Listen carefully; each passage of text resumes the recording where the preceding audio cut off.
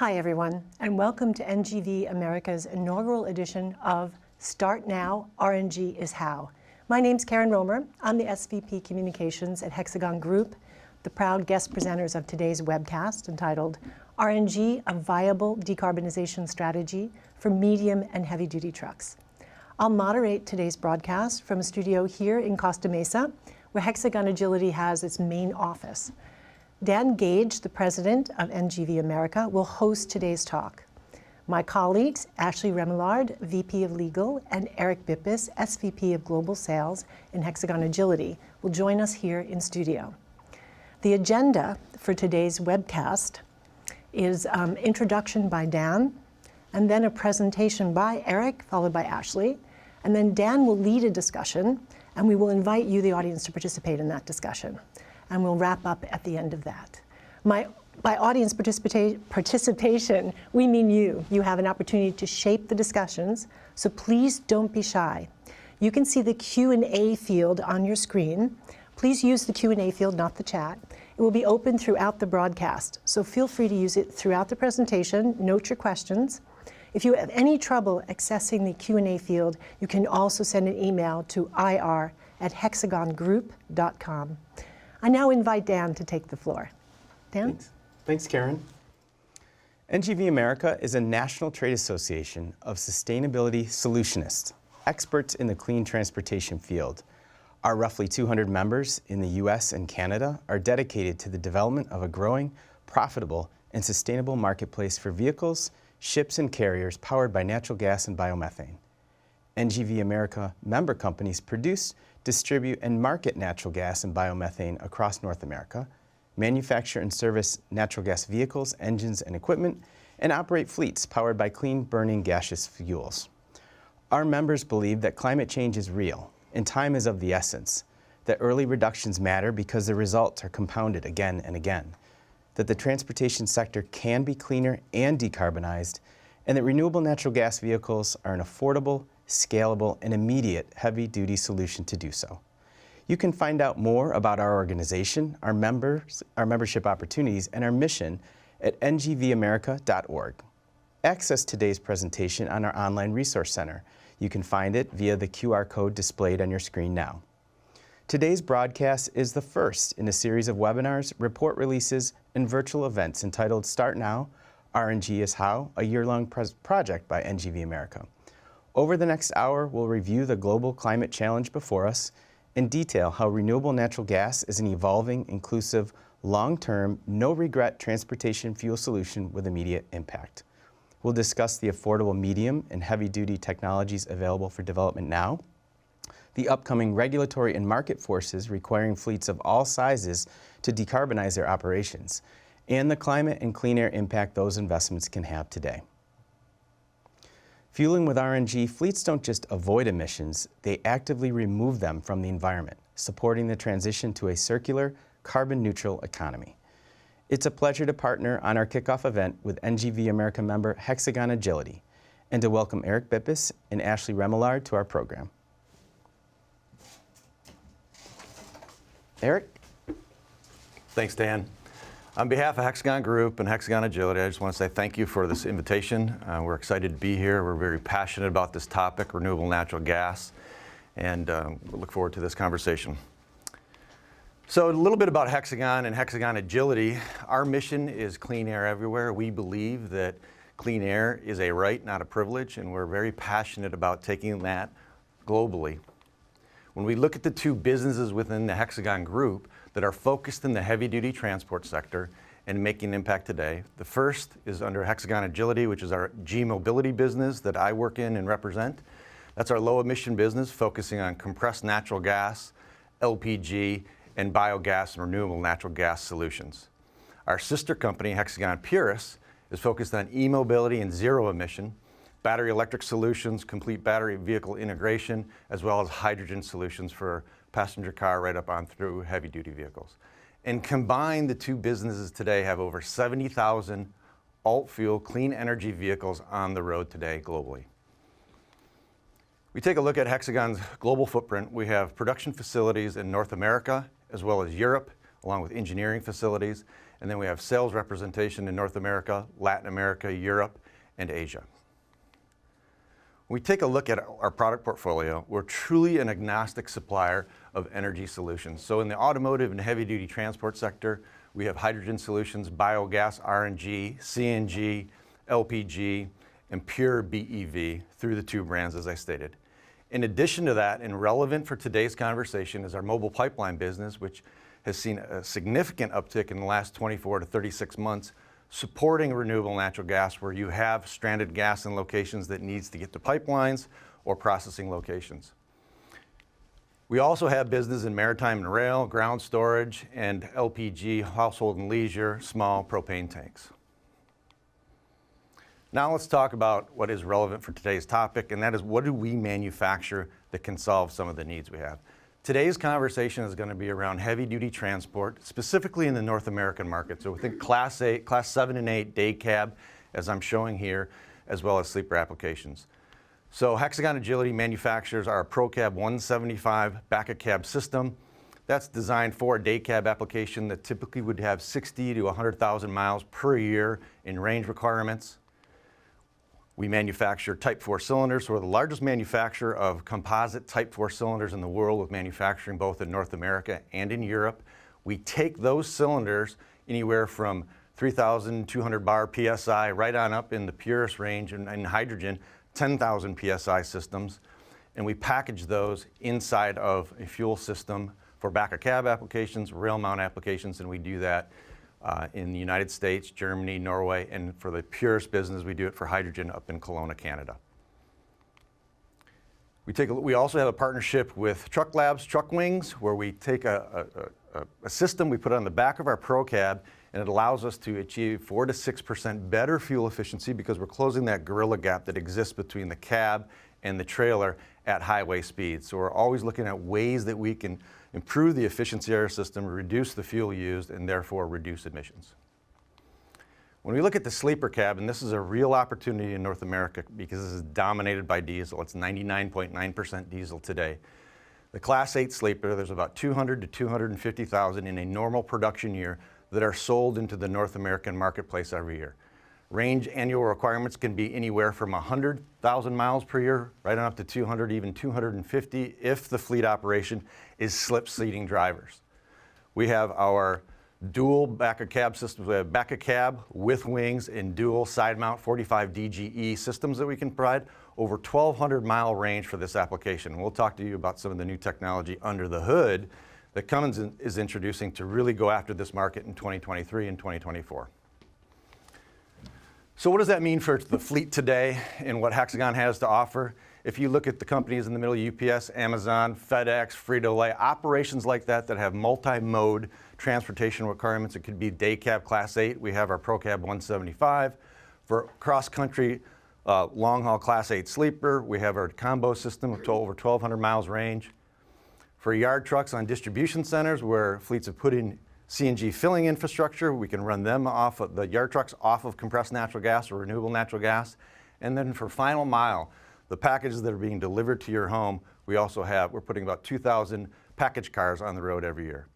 And then our team over at Purus, you've probably seen some announcements as of late, over $2 billion in commitments from OEMs over the last couple of months for BEV and hydrogen solutions. So really, we're the consultative fleet supplier of complete solutions for today, the near-term future, and well into the future.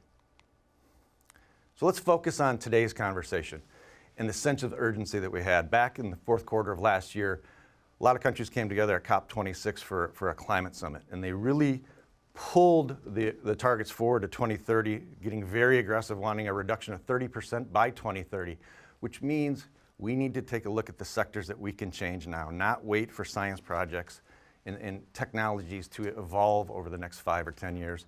We need to implement now.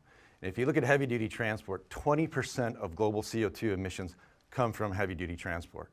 On average, there's 350,000 heavy-duty transport vehicles that are sold in North America, of which 97% today are still diesel, which is the point of our conversation today.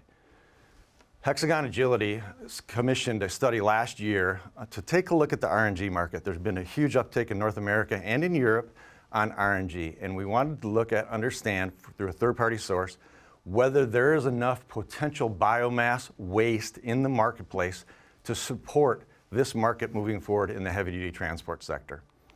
So some of the things we tried to accomplish and we'll try to accomplish today are, number one, is there with RNG a sufficient greenhouse gas reduction? Number two, if there is there enough supply? Will there be enough biomass available globally and more specifically in the North American market to support the heavy-duty transport sector? Third, is technology in place or do we have to wait? Do we have to wait for OEMs to release product? Do we have to wait for infrastructure to be in place? Ashley's going to come talk to us about what's going on with supportive regulation around the world. And then finally, none of this makes sense if the TCO doesn't pay off. We know that in order to achieve mass adoption, there has to be an ROI for the fleet to sustain this. So let's dive in. And by the way, as Dan said earlier and Karen said, we're going to leave time at the end of this for questions and answers. So please, if you have questions, submit those. And this presentation will be available. There's a lot of content we're going to cover. I'm just going to hit the highlights, and then we'll circle back at the end. So let's take a look at greenhouse gas reduction of RNG. First off, to be clear, renewable natural gas is produced from waste, not from crops. So it's not a food crop that could be used to supply product or feed families, to feed nations. It is truly waste product that either could come from livestock, could come from crop waste, could be in a landfill. And through anaerobic digestion and further processing, it's converted, meaning the methane is captured from escaping into the atmosphere, where, by the way, it's 30 times more potent than CO2. Although it lasts for a shorter period in the atmosphere, it's 30 times more potent than CO2. So taking a look at that, when we get a lot of questions around renewable natural gas, well, do you have renewable natural gas systems? Do you have compressed natural gas systems? It's the same. It's the methane molecule. It's just a different source, whether it's geologic natural gas or crop-based natural gas. There's no difference in the systems. So looking at the greenhouse gas reduction and taking a look at what that means, up in the top of this graph, you will see RNG. You'll see natural gas in the bluish, the geologic natural gas, which is about a 15 to 18% improvement over that red line, which is diesel, the baseline. So 663 grams per kilometer is emitted from a fossil diesel or geologic diesel. When you look at geologic natural gas, you get about an 18% improvement right away. When you start looking at RNG, especially RNG that comes from manure, it's a 200% improvement over diesel. And even RNG from crop waste, wastewater, landfill is still at least an 80% improvement over diesel. The exciting thing is when you look at it compared to the EU grid in 2019, nothing has the negative sink that RNG from manure has. And even brown electricity and coal, you can see it's extremely dirty. Hydrogen from natural gas is about the same as geologic natural gas, and even green hydrogen and wind power has some sort of emission in the creation of the equipment to create that. So if we were to look at all the available sources of energy to be supplied to the heavy duty sector, the cleanest by far today is renewable natural gas. So we tick the box and say, yes, it's very clean. Now we have to say, okay, but is there enough? Is there enough available to really make an impact?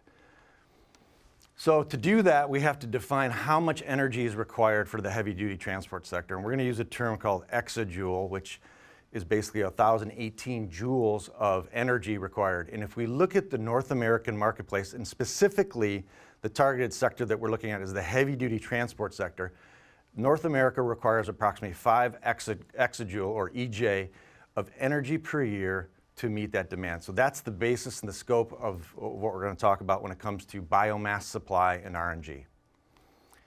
Taking a look, the study determined that if you look globally, there's about 30 exajoules of demand in the heavy-duty transport sector globally, North America, Europe, and rest of the world. But there's about 31 exajoules of biomass, meaning waste product that's out there. And WHO is in EPA in North America stating that they expect a 59% growth in waste creation between now and 2050. So we've got a waste problem and we've got an emissions problem. It makes perfect sense to use the waste to reduce the emission problems. When we look at North America, we see the demand for the heavy-duty transport sector to be 5 exajoule. But as the study calculated, there's about 7 exajoule of biomass available. When we look at that further and break that down of where it's coming from, Today, North America produces less than 1 exajoule of renewable natural gas. So it's virtually an untapped market, 70x growth of the total 7. Wastewater is a little less than 1 exajoule. Landfill waste is about 1.3. These numbers are rounded. Manure is about 1.9. And then agricultural waste is 4, making that 7. When we look at that more specifically, we're being realistic here and saying, some of this is very hard to get to. So this graph shows of the 31 exajoule that's available globally, about 17% is relatively easy to get at, and that would be wastewater and landfill biomass that is probably near pipeline or close to pipeline. It's easily processed and easily accessed. So that's the 17% that we have circled here to say, if we can access that, could we feed the heavy-duty transport sector in the various markets such as the EU and North America? And the determination of the study is, yes, we can, and we can support that market, and we'll give you some of the numbers on that. So we've determined that there's enough biomass potentially available with significant growth possibilities into the future to support RNG supporting the heavy-duty transport sector. Now let's take a look at technology. What sort of technology is required to do that? Today, as we said, we're agnostic when we look at our solutions. So BEV today, and what we're trying to do is be realistic in upfront capital costs of a vehicle and not degrade the performance, meaning you're going to put 10, 15, 20 battery packs onto this vehicle, and yes, you can get range, but the cost of it's prohibitive. Today's electric Class 8 truck, 200 to 250 mile range with realistic battery packs. In hydrogen, you can go 400 to 500 miles. You start getting into some cost on the system on those. Today's natural gas solutions, the back of cab solutions we have are about 850 miles range. And then we spoke about sleepers. All of this depends on payload too. If you're hauling potato chips, it's a lot different than if you're hauling steel, and there's differences. Yes, we can easily get 500 miles in a BEV solution, but it's going to require a 1,000 kilowatt battery pack. And then hydrogen, we can absolutely pack more hydrogen on there, but you're going to be taking up more space and you're going to be having more capital upfront costs. Not to mention in both cases that the North American marketplace is not ready to support an electrical grid that would require 1 Class 8 truck having the same electrical consumption in a day as 29 to 30 homes. And on hydrogen, the infrastructure for hydrogen filling is still a long way off on development. The study concluded that if we were to look at natural gas, or look at BEV, hydrogen, where does it make most sense now through 2030 and even beyond for the particular energy sources to solve? And we believe there's not one solution, there's multiple solutions, and we should access those in parallel. So you can see here the study determined that in city hall applications, BEV makes a lot of sense. We know that we can achieve 200, 250 mile range. In LCV, your energy requirements are a lot less. So when you look at heavy-duty truck down on the bottom, where you could have a 80,000 GVW and need 500 to 800 miles a day in range if it's a sleeper application. So the study determined that for compressed natural gas, the real sweet spot is down in the lower right.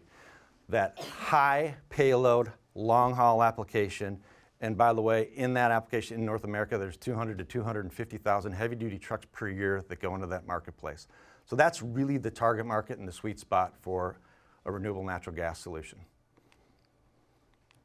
So, is it available? If I'm a fleet and I want to access it, do I have an issue that it's not available? Today, as we stand, looking at across the multi-mode different platforms that there are, heavy-duty truck, refuse, bus and coach, and medium duty.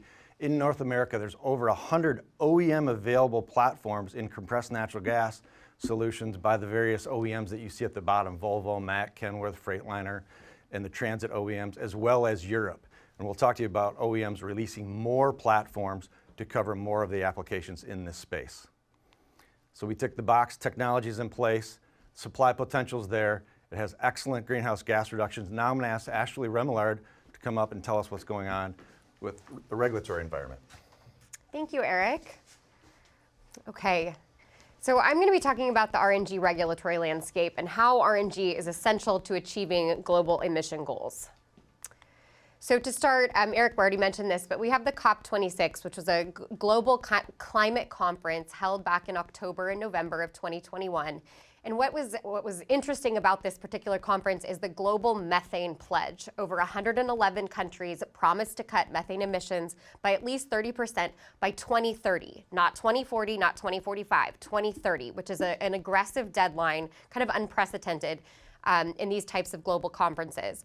Then in the US, Biden unveiled the US Methane Emissions Reduction Action Plan, capitalizing on what happened at COP26, committing to reduce methane emissions by 30% below 2020 levels by 2030. And I guess, again, it's a sense of urgency, this 2030 deadline that is right around the corner. It's only a few years from now, and we need to act now if we're going to achieve these goals.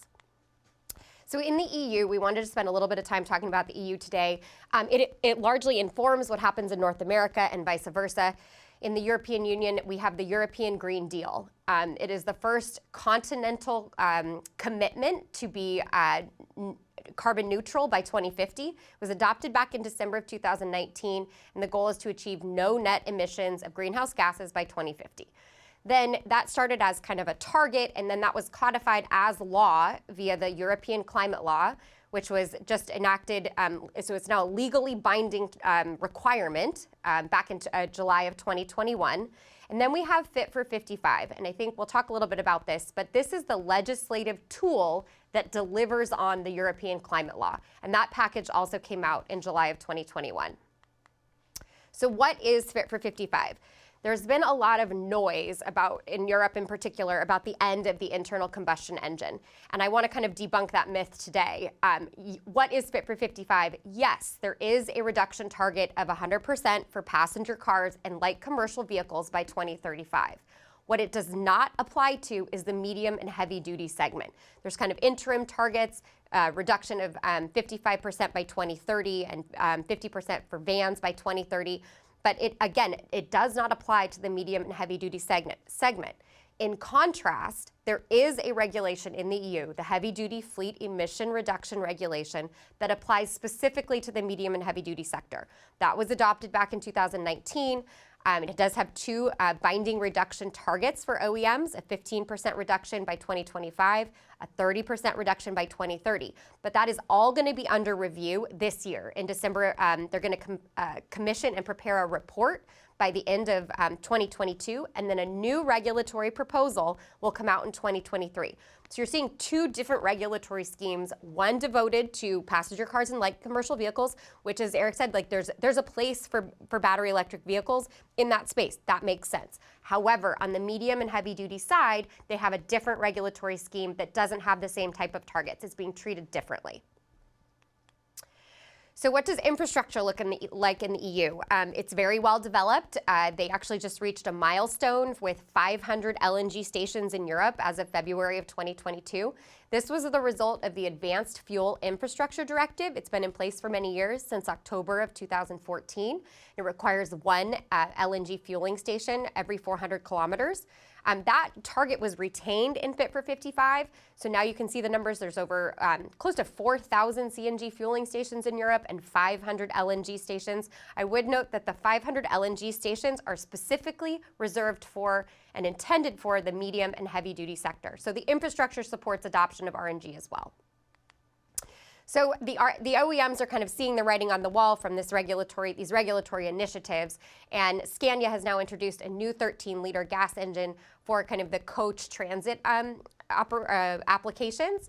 And I think the OEMs are seeing that RNG is the path forward in Europe. There's the regulatory support, there's the infrastructure support, and now the OEMs are buying into that support from a regulatory perspective. So what does the United States look like? In the United States, the federal government has committed to be net zero by 2050. 16 states and Puerto Rico have enacted legislation establishing greenhouse gas emission reduction requirements. Those are actually actual requirements. Even more states, I think it's over 25, have set forth goals, emission reduction goals. And then we have the EPA Renewable Fuel Standard, which I'll talk about more in a moment. So something that is very unique to the United States is this RNG credit system. And these environmental credits are generated when RNG is used as a transportation fuel. And then the credits are transacted between producers, brokers, and what are so-called obligated parties, which are the petroleum importers, the refiners, and the wholesalers. And altogether, the goal is to reduce the carbon intensity of the fuel pool. So the Renewable Fuel Standard is the program run by US EPA that sets volume requirements of renewable fuels for the obligated parties. And then we have Renewable Identification Numbers, or RINs, which are the credits, and they have financial value. They're issued under the RFS, and they're tradable commodities. They're essentially the currency of the RFS program. And they act as proof that the equivalent of a gallon of renewable natural gas has been injected into the pipeline. In the state of California, we have what's kind of an equivalent program called the Low Carbon Fuel Standard. And actually, Oregon and Washington also have programs that are similar. I think Washington was very recently adopted. Comparing these programs back to the EU, the EU does not have this type of kind of robustness of a program in place. They have some kind of renewable fuel transport certificates in some countries such as the UK and Germany, but they're looking to model what they've done in the model in the EU what has been done in the United States, because it has been so successful in kind of accelerating the use of RNG. So speaking to that and the success of it, in California, the California Air Resources Board released its data for the LCFS program for Q1 to Q3 of 2021. And that data confirmed that the carbon intensity of all natural gas reported in the California LCFS program was negative 28.17. This is the last year it dipped in 2020. It dipped slightly into the negative, but the percentage and the accumulation 28 it's earth-shattering. It really solidifies that natural gas vehicles provide the greatest greenhouse gas emission benefits compared to all other transportation fuels. And why is this? A lot of it comes from dairy. As Eric was mentioning, manure provides the greatest carbon intensity advantage, and that is the kind of the foundation of many sources of RNG. So what does the infrastructure look like in North America? It is also very well developed. There's over 1,500 CNG stations, 115 LNG stations across the country. I think there's quite a few in California, as well as other states throughout the country, but there's always access to RNG, and it's something that the fleets have been able to capitalize on as RNG adoption grows. And with that, checking the regulatory box, I will hand it back to Eric. Thanks, Ashley. Some exciting stuff going on in Europe, and just to note, in Europe, the adoption of heavy-duty transport with natural gas is 3x what we have here in North America. They'll exceed 10,000 units over the next 12 months. So let's take a look. This doesn't matter, as I said earlier, if the TCO doesn't pay out. The fleet has to be able to do their operation and do that in a financially beneficial way. It cannot be subsidized forever. So let's take a look at what the study found from a TCO standpoint. Part of the TCO is making sure that there's platforms available. You've probably heard already, and we're very excited about the Cummins 15-liter launch, which really addresses a hole that we've had in the North American marketplace in that Class 8 sleeper market, where we didn't have a 500 to over 500 horsepower solution, 1,850 foot-pounds of torque. So the 15-liter will be coming into operation, probably test trials later this year, and then late 2023, 2024 production. So very excited about that. That rounds out the technology portfolio and really allows fleets to adopt a technology that will achieve full coverage. So let's talk about volatility, let's talk about TCO. A lot of things going on in the global marketplace, but this is a look back to 2011. The red line shows diesel price over that time, and it's a highly volatile commodity. The black would represent CNG price, that's average pump price in North America. And over that time, you can see great fluctuations in the price of diesel, where CNG remains relatively flat. This report comes from the EIA and the Department of Energy, and you can see last October, last time this report was created, diesel was at an average of $3.48 per gallon.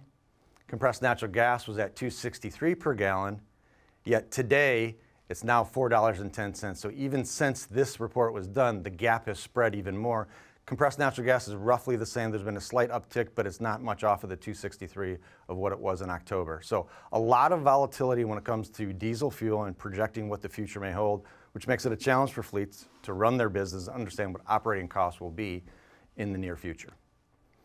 So the study validated the fact that if we were to look out to 2030 and try to understand what the cost of the fuel alone would be, the dashed line shows what renewable natural gas, compressed natural gas is today in comparison to diesel at the October price. So that's the lower price than today, the $3.68 price.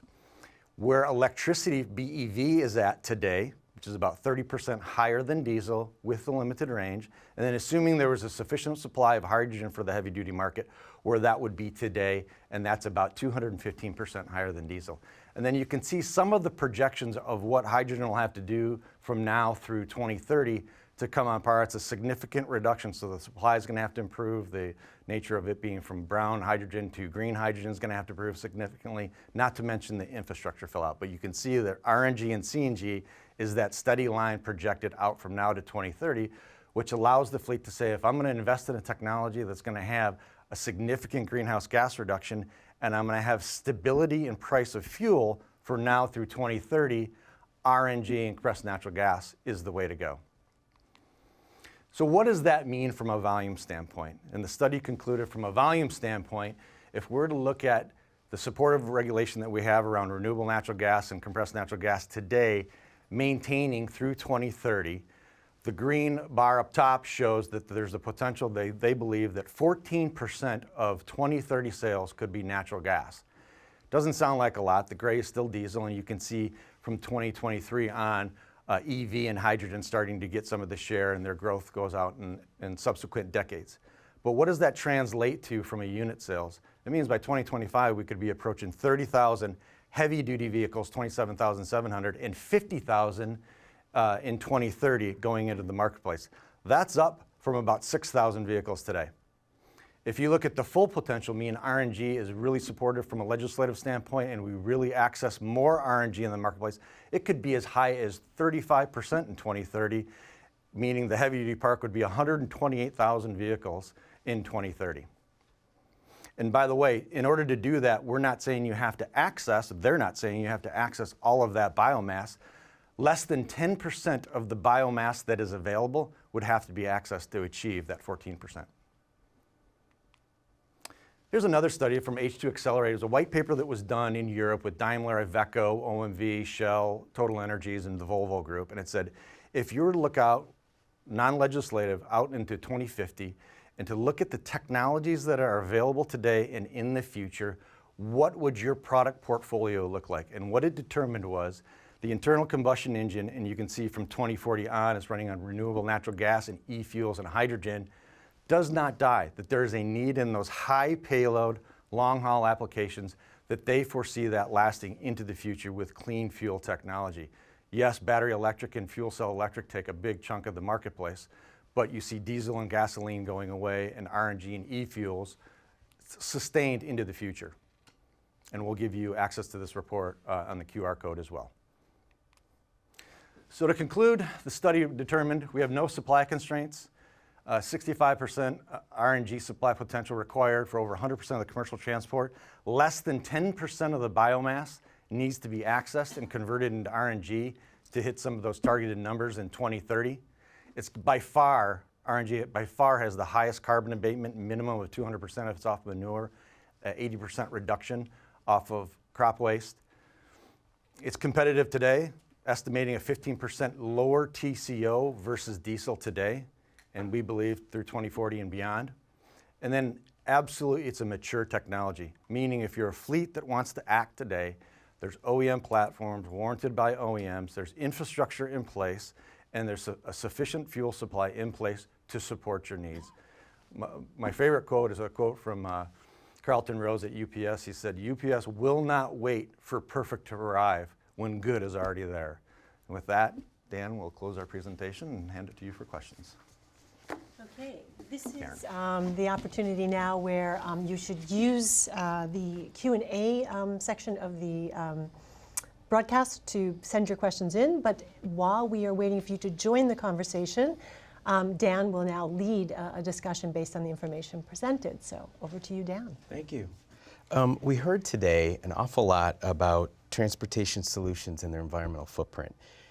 We argue at NGV America that the complete life cycle of every energy source has to be considered, and it's more than just a tailpipe. And so when you're considering more than just the tailpipe, you're talking about the extraction or the production of the source material, the equipment that's needed to do that.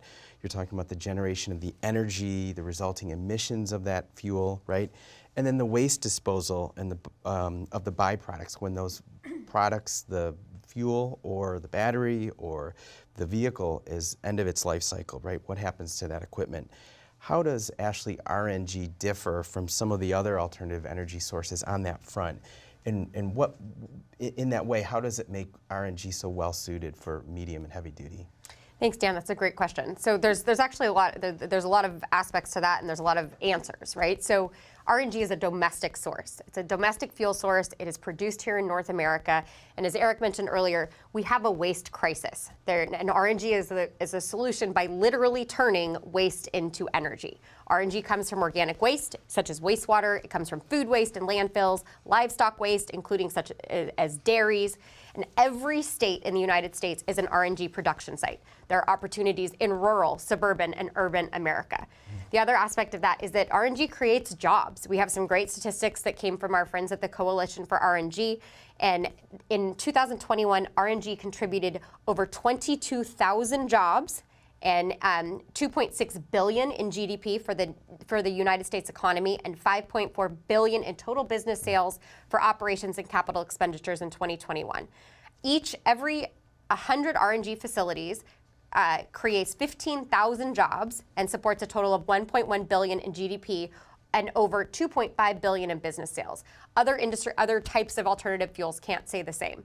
And why is it suited especially for the medium and heavy duty sector? I mean, you can add to this, but what we talked about is range. There's this kind of perfect sweet spot for RNG in the heavy duty and medium duties long haul sector. And I don't know if you want to add to that. Yeah, and I'll add to that. You know, as end of life, we're doing things with technology and end of life to extend the end of life of the systems that they don't have to be scrapped, put into a landfill. They can last 20, 25 years and beyond. So really looking at the total cost of ownership, but also the total impact of the environment to say we love to have the upfront sale.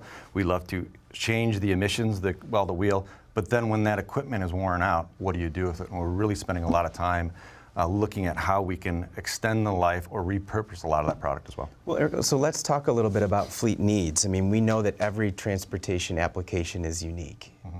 Every one fleet need is different regardless of wherever they are in the country. Heavy duty freighting especially has some really special needs, and you touched a little bit about some of that on torque and power, range. I mean, you have a product that gives you a range of up to 1,500 miles. Yeah. Payload, we know that every fleet needs reliability, predictability. They need to be able to go out, start that vehicle, and use it for the full day, the full work day, right? And then a reliable, resilient fuel source. Viable battery electric options might be existing and are continue to be brought to market for light and medium duty, or light and last mile delivery. People talk a lot about the advent of long haul trucking and batteries. Talk a little bit about deployability and where we are on that front, and how your scope of product meets needs of every fleet today. Yeah, and going back to the one graph that I showed where we kind of walked around the clock and showed the different modes that a fleet could have, and I'll use UPS as an example, but there's many Frito-Lay that they're really leaders in the marketplace saying we're going to lean forward, we're going to look at these different modes, and we're not just going to look at one of them. We're going to look at all of them. The last mile delivery, we're going to look at what's running around our distribution centers. Can we eliminate emissions from that? And then of course the long haul, the big emitters. And for the long haul, certainly compressed natural gas, RNG is really in its sweet spot because the energy content is very high, so we can extend the range. One of the things that fleets suffer from is drivers. Drivers are hard to get. You look at most of your fleet commercials that you hear on the radio right now are driver retention. I'm recruiting drivers. To go to a technology that gives you half the range or considerably less range, or I need more assets to cover the same route miles, is a problem. Well, let me ask you about that, because NGVA did a study back in December of 2020, I guess it was now, on transit, and we found that natural gas, and we compiled reports and studies from other third-party sources, right? Federal government reports even. They found that natural gas buses are more affordable, reliable, have a greater environmental impact. That battery electric vehicle, when you replace a diesel for a BEV, it's never a one-to-one replacement, and it had trouble meeting some of those service needs. And early adopters didn't always acknowledge that or calculate that in their TCO. So how does this impact from a one-to-one replacement that's a great question for too, freighting? especially in freight and heavy-duty transport, to have not a one-to-one ratio, which you do with renewable natural gas, certainly with the Cummins 15-liter engine and that coming out now, and having the ability to have the horsepower requirements and torque requirements for those sleeper applications and long-haul applications. It truly is a one-for-one. I take a diesel out, I put a renewable natural gas vehicle onto the road. I don't need 1.5 or 1.6. It is a true one-for-one replacement versus the other technologies and where they're at today.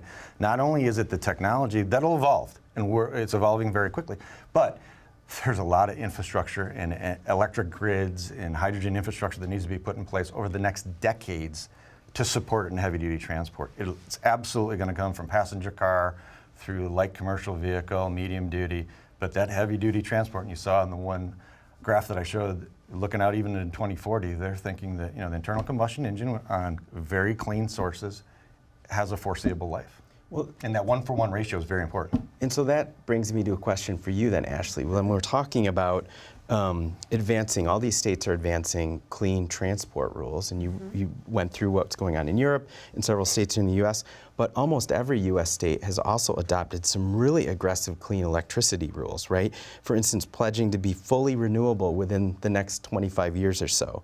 And I've got some data, some figures, because California says it's going to be 60% renewable by 2030, and 100% by 2045. Not to be outdone, I have to throw this in. My home state of New York says we're going to be 70% renewable by 2030, 100 by 2040. And then you have states like Hawaii that says we're going to be 100% by 2045. But right now, 66% of its electric grid, it's generated by dirty fuel oil. So how does this compound? How do all of these different big, audacious goals, how do they meet them?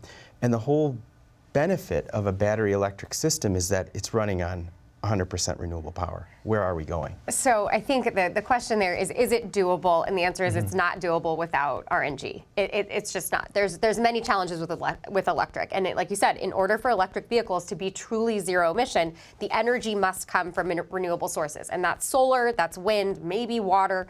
And that's not happening today. The infrastructure is not built out. Those sources are limited. And then what about the cost, right? Battery electric vehicles, they need massive amounts of funding to build out not only the generation and the transmission, but also the subsidies to pay for these kind of the higher cost of those actual vehicles. And RNG doesn't rely on any of that. RNG, we have production. It's a production of a carbon negative fuel today. We have transmission. There are over 2.6 million miles of pipeline and mobile pipe, and we have our mobile pipeline capacity as well. And then we have a mature network of fuelers and service suppliers across North America to dispense this with over 1,600 locations across the country. So I think the answer there is, in order to achieve these goals, that there must be a significant play and reliance on RNG because it's available, it's scalable, and it's economically feasible today. And it's here now. It's here now. Eric, detractors will often say there's just not enough RNG supply available to meet this heavy-duty need. Your report found otherwise.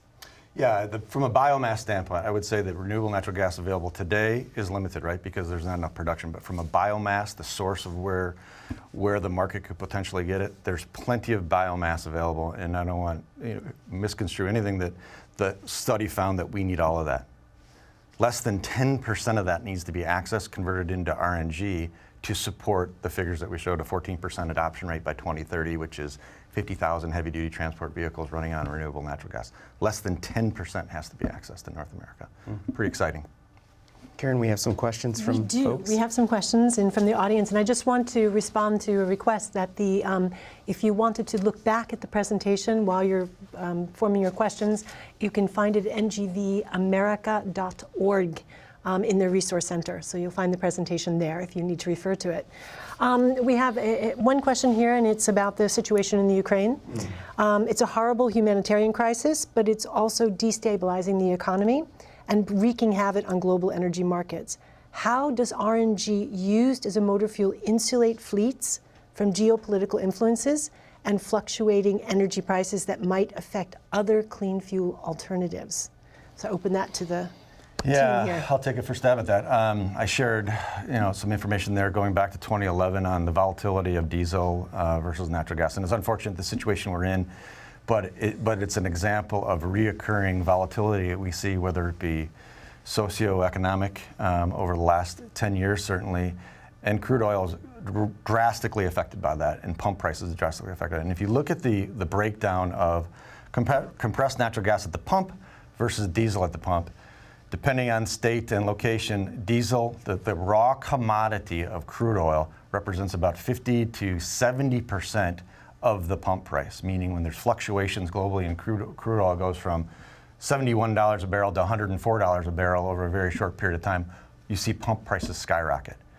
Compressed natural gas, once again, depending on the state and location, it's anywhere from 20 to 29% of the pump price is actually the raw commodity. So there can be fluctuations, globally on the raw commodity, but it doesn't impact the pump price nearly as much, so it insulates. That's why you saw the black line on that graph being much more steady over a 10-year period of time. It's unfortunate the situation we're in. However, it does allow the fleet to say, okay, I've got a deviation of plus or minus 5-6% that is historical. I can run my fleet and understand return on investment. And the one thing I would add, just that I mentioned earlier, is that it is a domestically sourced resource, that it is produced in North America, it can be produced in every state. We all have waste, we have a waste crisis, and that is all within kind of the confines of North America, so that it's not subject to these other geopolitical influences, such as the unfortunate situation with the Ukraine. Very good. Okay, going to another question. How much more expensive is RNG compared to CNG?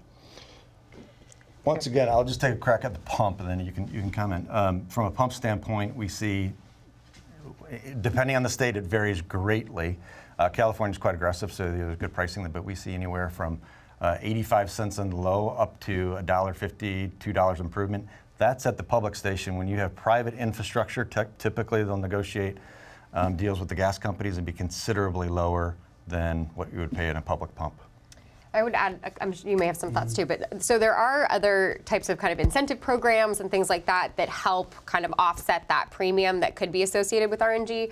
We have the alternative fuel tax credit that's been in place for many years that we're trying to get a 5-year extension on. It I guess sunsetted at the end of 2021, but we expect to be extended hopefully for 5 years, which is the longest it's ever been extended. So there's tax credits, and like I said, there's these kind of incentive programs and these traded commodities that help offset any sort of premium that could be attached to RNG. And I think what's interesting is that those fuelers in our fueler members are making a very drastic commitment to transitioning all of the natural gas in the motor fuel space to renewable sources. Last year, we were the majority fuel was RNG at 53%. We expect to have numbers within the next 3 to 4 weeks on what it looks like for 2021. We think it'll be greatly expanding in states like California that have a low carbon fuel standard.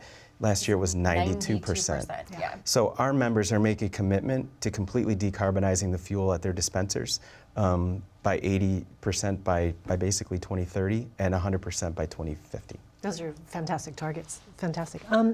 Another question. As Scania is releasing the new 13-liter engine, do you believe others in Europe will move to the natural gas platform? Hydrogen also seems to be a model for Europe at the moment. Yeah, certainly is, but yeah, certainly Europe, like I said, is actually leading North America on heavy-duty truck adoption. You have Scania, Iveco, that both have fantastic natural gas platforms with their own engines installed. You have most of the OEMs over there that'll have natural gas transit platforms. So all in all, between transit and heavy-duty truck, there are 14,000 natural gas vehicles going into the European market. MAN, Iveco, Scania, Mercedes, all of them having offerings in that market. The other thing I would add from the regulatory side, from an investment standpoint, there's also the taxonomy, which I didn't mention. I don't want to spend too much time on the EU, but there's the taxonomy in the EU that pushes investment, which will impact what OEMs do. There's also the it's called Renewable Energy Directive that is pushing investment, and I think the OEMs are seeing this, and they're seeing this kind of regulatory support from an investment standpoint that is supporting the adoption of these new engines as well. And the second part of the question on hydrogen, yes, we are seeing a lot of hydrogen activity. It's a lot of prototype activity in regards to both hydrogen fuel cell, but also hydrogen ICE, internal combustion engine. In North America, Cummins has announced that they'll have a platform available, and we're seeing it in Europe as well with various OEMs. I think, Karen, so many of the major engine manufacturers, heavy-duty truck manufacturers, are based in Europe, so they've got some really interesting technologies that they are deploying here. And between the regulatory situation in the United States and markets, environmental, social governance, the push from Wall Street, as well as push from consumers that want more sustainable freighting, they want products delivered to their homes sustainably. As that market continues to grow on all those fronts, it's going to push these manufacturers to bring those products that they're developing elsewhere here and deployed in the United States. Great. And that's also a good lead into the next question is, can RNG really make a sustainable impact by 2030 in reducing GHG emissions? Well, there's 2 points that I want to make earlier, and that question brings it right back, which is perfect. So the answer is yes, and I think it's the only fuel that can do so, and that was our kind of big takeaway here. But at least in California, where we are now, there's been 2 what we're calling indirect source rules, where there's the warehouse indirect source rule, where the air district, South Coast, for us, the South Coast Air Quality Management District, is seeing that these targets are not being achieved with the status quo. And so they're pushing for the use of RNG to achieve these different kind of, they're now requirements, they're laws that they have to comply with the use of RNG. And then the ports is another example that they just started this rulemaking it'll take it a year or so, but to get an indirect source rule in place that will utilize RNG because it is the fuel that will allow us to achieve those emissions reductions by 2030. The other fuels may be further down the road, but in the near term that we're talking about, RNG is the way to do it. RNG now. No, Well, Karen, in states like here in California that have an LCFS program, they're tracking every fuel, right? Yeah. So they know all the pathways. And the only fuel right now that is carbon negative is renewable natural gas. Right. Remember, renewable electricity will only be zero. So when I said at the beginning that you're not just avoiding emissions, you're actually working to take them out. You're basically getting double duty with renewable natural gas by taking a problem, creating it to a green energy asset, and then displacing diesel and all that carbon at the same time. And here in California, in 2020, was the first year that fleets that were running bio-CNG had a negative carbon outcome for the year, already 2 years ago. So to quantify that, which is important, right? What does that mean? Okay, that's a lot of words, but what does it mean? The study concluded that if renewable natural gas was adopted at the full potential that I showed in the presentation, between now and 2030, it's the equivalent of 1 year heavy-duty truck sales not happening. Those vehicles not going into the market. Pretty significant. Climate change is cumulative, right? Early results today compound over time. So this may fit in with this, but in what types of fleet patterns would RNG work best? Heavy-duty long haul. Absolutely heavy-duty long haul. And when I say that, when we look in this marketplace, typically the day cab route that's 400 to 500 miles today. The other technologies that are really going to struggle to get there, diesel does it easily, renewable natural gas does it easily. Where you really start to stretch the envelope now with the sleeper operation is where you got slip seating operations, 200 to 250,000 trucks going into the marketplace per year with the 15-liter or dual combo system can easily hit 1,200 miles. So that is the sweet spot. There is not another alt-fuel technology that'll be ready before 2030 in mass that could support that. And I think that readiness is a key point there, because what's ready now, I mean, drayage is a good, at the local ports, drayage is a good sweet spot for it today, because that's where there's just some technologies that are just lagging a little bit, and RNG is available right now. and it's important to understand too, we're talking about not science projects, not putting out dozens or hundreds or even a few thousand. That doesn't impact climate. We're talking about repeatedly tens of thousands of units going into the marketplace. That's where renewable natural gas is ready. And a lot of our fleet members are middle mile. They're on fixed routes, so they know every day they're running 300-400 miles maybe per day, and it gives them that reliability, that predictability, and the same refueling experience as diesel. I think that's important.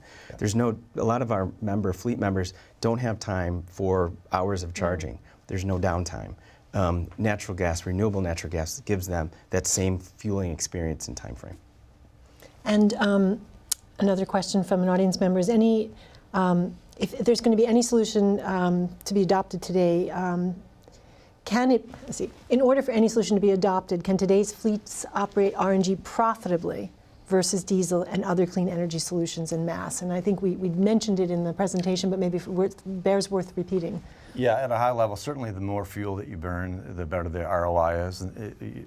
You have the fuel savings, but now we're starting to see fleets that keep their assets for 4 or 5 years. That 5-year-old, 6-year-old diesel experience, we're getting after treatment systems that have to be replaced. The cost per mile on the maintenance side is quite high. So now the longer experience that you have with natural gas, it really starts to get into its sweet spot in addition to the fuel savings. So yeah, it's a very positive ROI, certainly with the fuel spread that we see today, certainly helps that as well. Excellent. And I have one more question. Is infrastructure and distribution in place to support immediate mass adoption? Yep. Yes, and I actually want to kind of juxtapose that with other alternative fuel options right now. So here we are in California, and we've heard of the rolling blackouts. We know in Texas, the winter crisis that happened last year, we struggle from a resiliency, reliability standpoint, and I think RNG is very unique in that regard, that it is just like going, there's no shortage of supply. Any truck can go and fill up with its normal fueling patterns and so forth. And we don't have that volatility and that kind of nervousness around fuel supply when it comes to RNG. Well, and where some of these mythical technologies that aren't commercially available or deployed yet, natural gas has been, right, through geologic natural gas for decades. And so we do have a mature infrastructure network of suppliers and stations across the U.S. Could we build that out? Absolutely. We'll continue to build that out as we have fleets. But I think it's really important to recognize that it's a resilient, it's a redundant, the redundancies are built in, and so when you need to fuel that vehicle, you're able to fuel that vehicle. And you mentioned blackouts and the like, but even after storms, we have dozens of situations where systems have gone down, grids have gone down, availability of diesel even to get back into that storm territory or area has gone down. Natural gas vehicles have continued to perform, provide relief recovery, delivery of supplies and first responders. We have just a few more questions that have come in, so we're going to try and move through these to get through them all. If we don't make it, we'll email the answers to these people. But we'd love your opinion on long-term externalities surrounding the BEV market. For example, mining lithium, disposing of huge batteries, etc. Yeah, it's an issue, right?